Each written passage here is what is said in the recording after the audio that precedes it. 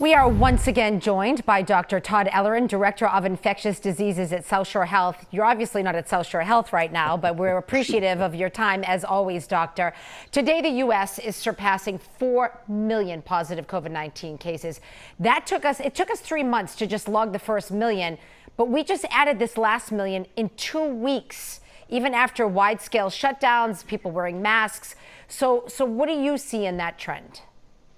Yeah, that's really sobering, Maria. It's going in the wrong direction. Today, there were over 1,000 deaths reported.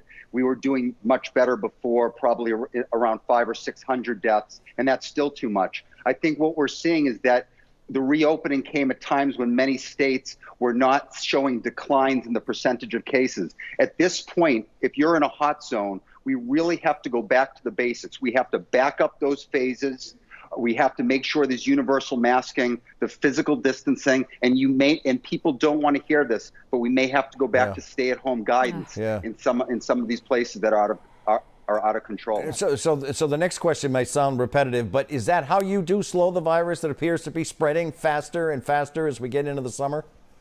Remember, Ed, the virus can't replicate outside of us. It needs a host. So really, the spread reflects our behaviors. So we have to do the basic things that work. We cannot silence the science. Masks work, physical distancing work, and by the way, those both work in conjunction. It's not either or.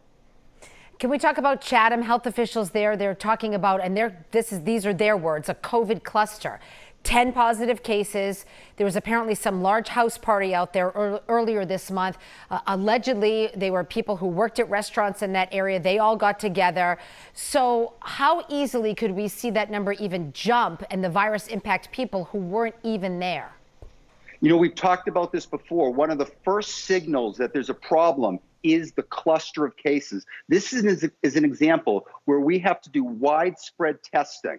So we test, we isolate those who are positive, we trace all of the contacts, and we test them as well and quarantine those whether they're positive or negative. That's the way we can make sure that a cluster doesn't turn into a hot zone. You know, and everybody sitting at home, Doc, is seeing a school calendar right in front of them. Mm-hmm. Be it within a month, they see a school calendar there, and that is frightening. It is, but if Massachusetts stays where it is right now, I think we're in as good shape as anywhere else in the country. But we have to be careful, and we have to keep doing the things that we know have been working for us. Let's leave it right there, right? That's perfect. All right. Thank you, Doctor.